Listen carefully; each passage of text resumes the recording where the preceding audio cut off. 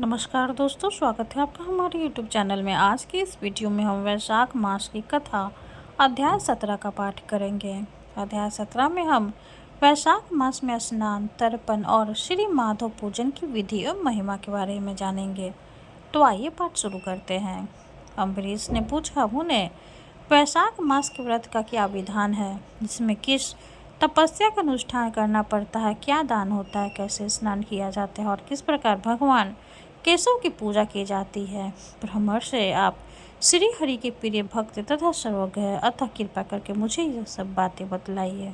नारद जी ने कहा, साधु श्रेष्ठ सुनो, वैशाख मास में जब सूर्य मेष राशि पर चले जाए तो किसी बड़ी नदी में, नदी रूप तीर्थ में, नद में, सरोवर में, झरने में, देवकुंड में स्वतः प्राप्त हुए किसी भी जलाशय में, बावरी में अथवा कुएं आदि पर जाकर नियम पूर्वक भगवान श्री विष्णु का स्मरण करते हुए स्नान करना चाहिए। स्नान के पहले कुछ श्लोक का उच्चारण करना चाहिए। यथा ते माधवो मासो वल्लभो मधुसूदन प्रातः स्नानन में तस्मिन् फलद पाप भव। इस प्रकार कहकर मौन भाव से उस तीर्थ के किनारे अपने दोनों पैर धो ले। फिर भगवान नारायण का स्मरण करते हुए विधि पूर्वक स्नान करें। स्नान की विधि इस प्रकार है। विद्वान पुरुष को मूल मंत्र पढ़कर तीर्थ की कल्पना कर लेनी चाहिए। ओम नमो नारायणे, यह मंत्र ही मूल मंत्र कहा गया है। भले हाथ में कुश लेकर विधि पूर्वक आचमन करें तथा मन और इंद्रियों को संयम में रखते हुए बाहर भीतर से पवित्र रहें। फिर 4 हाथ का चौकोर मंडल बनाकर उसमें इन मंत्रों द्वारा भगवती श्री गंगा जी का आवाहन करें। विष्णु पाद प्रसूतासी वैष्णवी विष्णु देवता त्राहि नस्तवेन शस्त सुमदा जन्म मरण क्रांतिकांत ऋष कोट्योधर कोटि च तीर्थानां वायुर्ब्रवीता देवी भूव्यंतरिक्षि च तानि ते सन्ति चाहवि नन्दिति च तेनां देवेषु नलिनीति च दक्षा पृथ्वी यंतग्रा विष्काया शिवामिता विद्याधरी महादेवी लोक प्रसादिनी क्षिम्रिकरी जानवी च शांता शांति प्रदायिनी।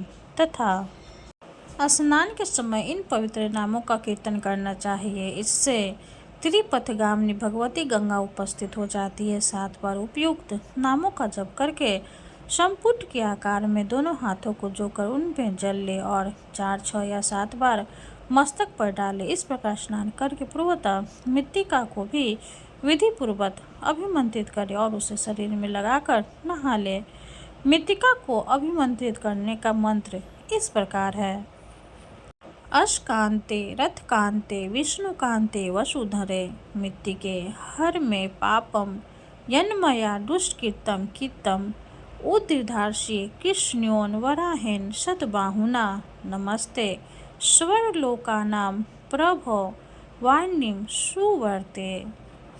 इस प्रकार स्नान करने के पश्चात विधि पूर्वक आचमन करके जल से बाहर निकले और 2 शुद्ध श्वेत वस्त्र, धोती, चादर धारण करें। तदंतर त्रिलोक की तृप्त करने के लिए तर्पण करें। सबसे पहले श्री ब्रह्मा का तर्पण करें, फिर श्री विष्णु, श्री रुद्र और प्रजापति का, तत्पश्चात देवता, यक्ष, नाग, गंधर्व, अप्सरा, असुरगण, कुर्प, सर्प, गरुड़, वृक्ष, जीव जंतु, पक्षी, विधार, मेघ, आकाशचारी जीव, निराधार जीव, पापी जीव तथा धर्मपरायण जीवों को तृप्त करने के लिए मैं उन्हें जल अर्पण करता हूँ। यह कहकर उन सबको जलांजलि दें। देवताओं का तर्पण करते समय यज्ञोपवीत को बाएं कंधे पर डाले रहे। तत्पश्चात उसे गले में माला की भांति कर ले और दिव्य मनुष्यों, ऋषि पुत्रों तथा ऋषियों का भक्ति पूर्वक तर्पण करें। सनक, सनंदन, सनातन और संत कुमार, ये दिव्य मनुष्य, कपिल, आसुरी, बोध तथा पंचशिख के प्रधान ऋषि पुत्र, ये सभी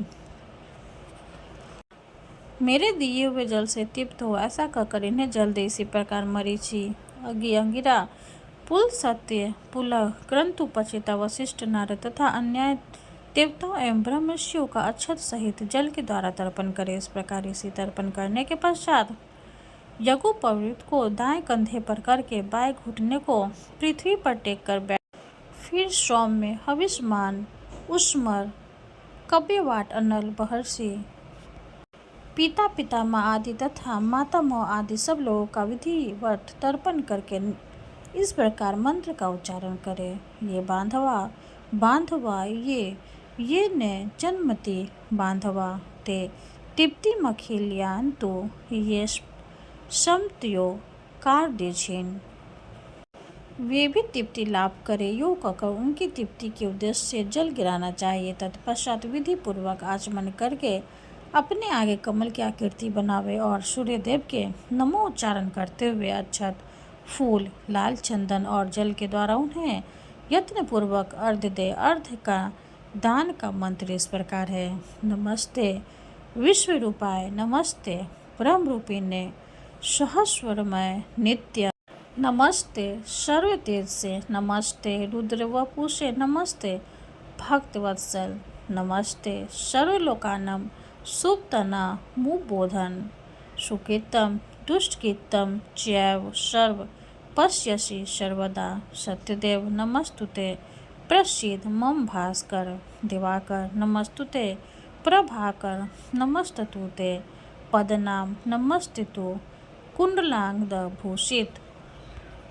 इस प्रकार सूर्यदेव को नमस्कार करके 7 बार उनकी प्रदक्षिणा करें। फिर द्विज घी और सुवर्ण का स्पर्श करके अपने घर में जाएं। वहाँ आश्रमवासी अतिथियों का सत्कार तथा भगवान की प्रतिमा का पूजन करें। राजन घर में पहले भक्ति पूर्वक जितेंद्रिय भाव से भगवान गोविंद की विधिवत पूजा करनी चाहिए। विशेषतः वैशाख के महीने में जो श्री मधुसूदन का पूजन करता है उसके द्वारा पूरे 1 वर्ष तक श्री माधव की पूजा संपन्न हो जाती है। वैशाख मास आने पर जब सूर्यदेव मेष राशि पर स्थित हो तो श्री केशव की प्रसन्नता के लिए उनके व्रतों का संचय करना चाहिए। अपने अभीष्ट की सिद्धि के लिए अन्न जल शक्कर धेनु तथा तिल की धेनु आदि का दान करने चाहिए। इस कार्य में धन की कंजूसी उचित नहीं है। जो समूचे वैशाख भर प्रतिदिन सवेरे स्नान करता है जितेंद्रिय भाव से रहता भगवान के नाम जपता और हविष्य भोजन करता वह सब पापों से मुक्त हो जाता है। जो वैशाख मास में आलस्य त्याग कर एक भुक्त 24 घंटे में 1 बार भोजन नक्त व्रत केवल रात में 1 बार भोजन अथवा अयाचित व्रत बिना मांगे हुए अन्न का एक समय भोजन करता है वो अपनी संपूर्ण अभिष्ट वस्तुओं को प्राप्त कर लेता है। वैशाख मास में प्रतिदिन 2 बार गांव से बाहर नदी के जल में स्नान करना हविष्य खाकर रहना ब्रह्मचर्य का पालन करना पृथ्वी पर सोना नियम पूर्वक रहना व्रत दान जप होम और भगवान मधुसूदन की पूजन करना यह नियम हजारों जन्मों के भयंकर पाप को भी हर लेता है। जैसे भगवान माधव ध्यान करने पर सारे पाप नष्ट कर देते हैं उसी प्रकार नियम पूर्वक किया हुआ माधव मास का स्नान भी समस्त पापों को दूर कर देता है। प्रतिदिन तीर्थ स्थान तिलों द्वारा पितरों का तर्पण धर्म घटाती का स्नान और श्री मधुसूदन द्वारा पूजन ये भगवान को संतोष प्रदान करने वाला है। वैशाख मास में इनका पालन अवश्य करना चाहिए। वैशाख में तिल जल सुवर्ण अन्न शक्कर वस्त्र गौ जूता छाता कमल या शंख तथा घड़े इन वस्तुओं का ब्राह्मणों को दान करें। तीनों संध्याओं के समय एकाग्रचित होकर विमल स्वरूप साक्षात भगवती लक्ष्मी के साथ परमेश्वर श्री विष्णु का भक्ति पूर्वक पूजन करना चाहिए। समय के फूलों और फलों से भक्ति पूर्वक श्री हरि का पूजन करने के पश्चात यथाशक्ति ब्राह्मणों को भी पूजा करनी चाहिए। पाखंडियों से वार्तालाप नहीं करने चाहिए। जो फूलों द्वारा विधिवत अर्चन करके श्री मधुसूदन की आराधना करता है वह सब पापों से मुक्त हो परम पद को प्राप्त होता है। श्री नारद जी कहते हैं राजेंद्र सुनो मैं संक्षेप से माधव के पूजन की विधि बतला रहा हूँ। महाराज जिनका कहीं अंत नहीं है जो अनंत और अपार है उन भगवान अनंत की पूजा विधि का अंत नहीं है। श्री विष्णु का पूजन 3 प्रकार का होता है वैदिक तांत्रिक तथा मिश्र तीनों के ही बताए हुए विधान से श्री हरि पूजन करना चाहिए। वैदिक और मिश्र पूजन की विधि ब्राह्मण आदि 3 वर्णों के लिए ही बताई गई है किंतु तांत्रिक पूजन विष्णु भक्त शूद्र के लिए भी विहित है। साधक पुरुषों को उचित है कि शास्त्रोक्त विधि का ज्ञान प्राप्त करके एकाग्रचित हो ब्रह्मचर्य पालन करते हुए श्री विष्णु का विधिवत पूजन करे। भगवान की प्रतिमा 8 प्रकार की मानी गई है। शिलामयी धातुमयी लोहे की बनी हुई लिपने योग्य मिट्टी की बनी हुई चित्रमय बालू की बनी हुई मनोमय तथा मणिमय इन प्रतिमाओं की प्रतिष्ठा स्थापना दो प्रकार से होती है। एक चल प्रतिष्ठा और दूसरी अचल प्रतिष्ठा। राजन भक्त पुरुष को चाहिए कि वह जो कुछ भी सामग्री प्राप्त हो उसी से भक्ति भाव के साथ पूजन करे। प्रतिमा पूजन में स्नान और अलंकार ही अभिष्ट अर्थात भगवान द्विग्रह को स्नान कराकर पुष्प आदि से श्रृंगार कर देना ही प्रधान सेवा। श्री कृष्ण में भक्ति रखने वाला मनुष्य यदि केवल जल ही भगवान को अर्पण करे तो वह उनकी दृष्टि में श्रेष्ठ है। फिर गंध धूप पुष्प दीप और अन्न आदि का नैवेद्य अर्पण करने पर तो कहना ही क्या है। पवित्रता पूर्वक पूजन की सारी सामग्री एकत्रित करके पूर्वा कुशों का आसन बिछाकर उस पर बैठे। पूजन करने वाला मुख उत्तर दिशा की ओर या प्रतिमा के सामने हो। फिर अर्ध स्नान तथा हरण आदि उपचारों की व्यवस्था कर उसके बाद कर्णिका और केसर से सुशोभित अष्टदल कमल बनावे और उसके ऊपर श्री हरि के लिए आसन रखे। तदंतर चंदन उसीर खस कपूर केसर तथा अर्गजा से सुवासित जल के द्वारा मंत्र पाठ पूर्वक श्री हरि को स्नान कराए। वैभव हो तो प्रतिदिन इस तरह की व्यवस्था करनी चाहिए। स्वर्ण धर्म नामक अनुवाक महापुरुष विद्या सहस्त्र शीर्ष आदि पुरुष सूत्र तथा सामवेदोक्त निराजना आदि मंत्र द्वारा श्री हरि को स्नान कराए। तत्पश्चात विष्णु भक्त पुरुष वस्त्र यज्ञोपवीताभूषण हार गंध तथा अनुलेपन के द्वारा प्रेम पूर्वक भगवान का यथा योग श्रृंगार करे। पुजारी को उचित है कि वह श्रद्धा पूर्वक पाद आचमनीय गंध पुष्प अक्षत तथा धूप आदि उपहार अर्पण करे। उसके बाद गुड़ खीर घी पूरी मालपुआ लड्डू दूध और दही आदि नाना प्रकार के नैवेद्य निवेदन करे। पर्व के अवसरों पर अंग राग लगाना दर्पण दिखाना धन धावन कराना अभिषेक कराना अन्न आदि के बने हुए पदार्थ भोग लगाना कीर्तन करते हुए नृत्य करना और गीत गाना आदि सेवाएं भी करनी चाहिए। संभव तो प्रतिदिन ऐसी ही व्यवस्था करनी चाहिए। पूजन के पश्चात इस प्रकार ध्यान करें।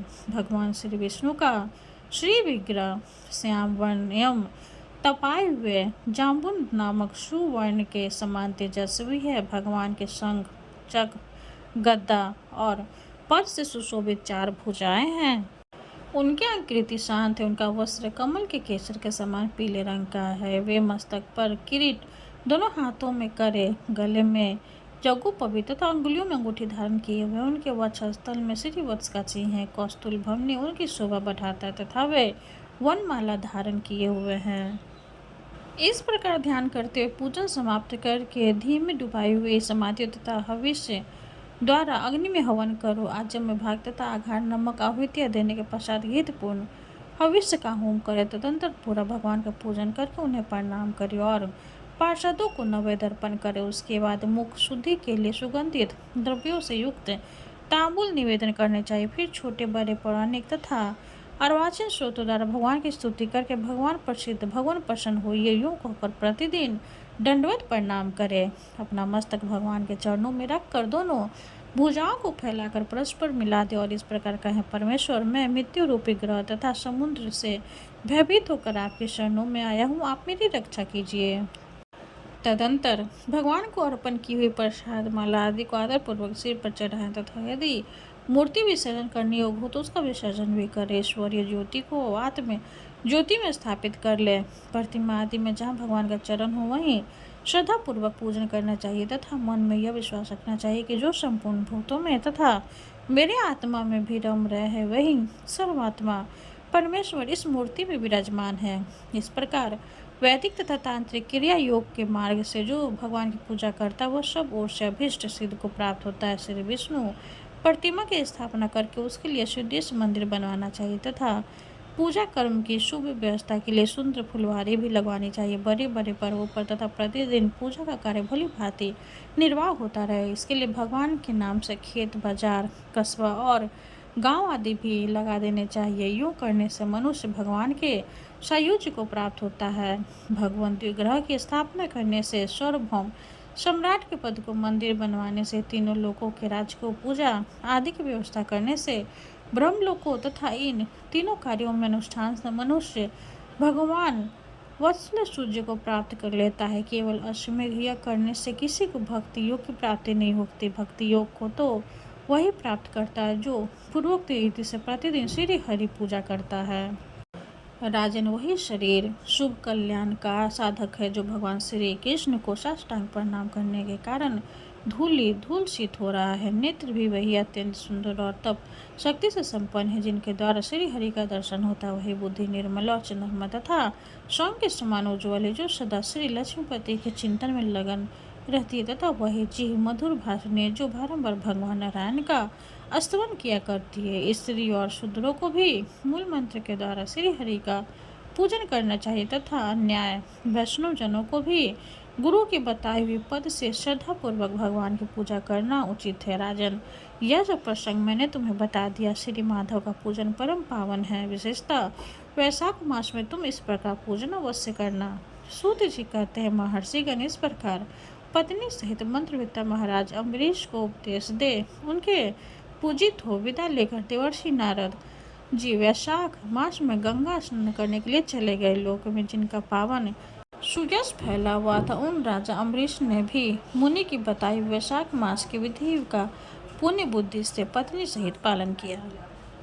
इस प्रकार 17वां अध्याय संपूर्ण हुआ। अब हम श्री हरि की आरती करेंगे।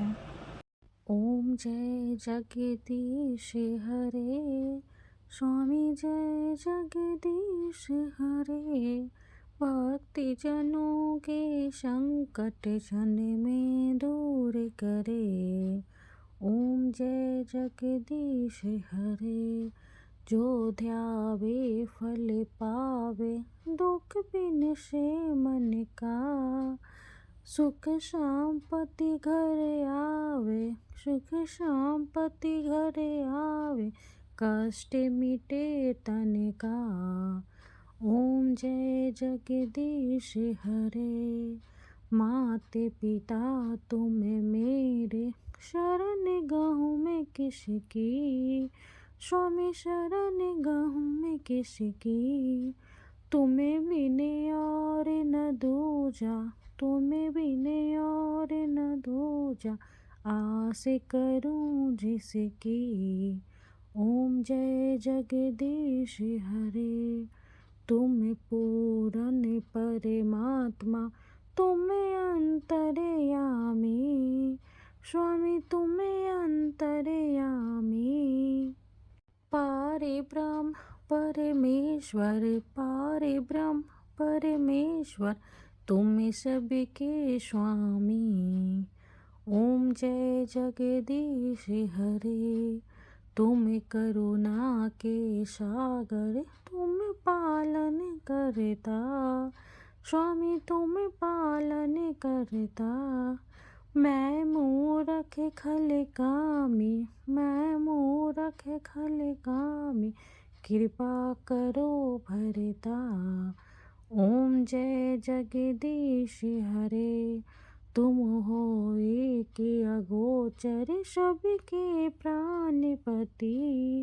स्वामी सबके प्राणपति, किस विधि मिलूं दया में, किस विधि मिलूं दया में, तुमको मैं कुमति। ओम जय जगदीश हरे, दिन बंधु दुख हरता, तुम ठाकुर मेरे। स्वामी तुम ठाकुर मेरे, अपने हाथ उठाओ, अपने हाथ उठाओ, द्वार पर तेरे। ओम जय जगदीश हरे, विषय विकार मिटाओ, पाप हरो देवा। स्वामी पाप हरो देवा, श्रद्धा भक्ति बढ़ाओ, श्रद्धा भक्ति बढ़ाओ, संतन की सेवा। ओम जय जगदीश हरे, तन मन धन और संपत्ति सब कुछ है तेरा। स्वामी सब कुछ है तेरा, तेरा तुझको अर्पण, तेरा तुझको अर्पण, क्या लागे मेरा। ओम जय जगदीश हरे, जगदीश्वर जी की आरती जो कोई नर गावे, स्वामी जो कोई नर गावे। कहते शिवानंद स्वामी, भजते शिवानंद स्वामी, मन वांछित फल पावे। ओम जय जगदीश हरे। विष्णु भगवान की जय हो। वीडियो अगर अच्छे लगे तो लाइक कर दे, चैनल को सब्सक्राइब कर दे। धन्यवाद।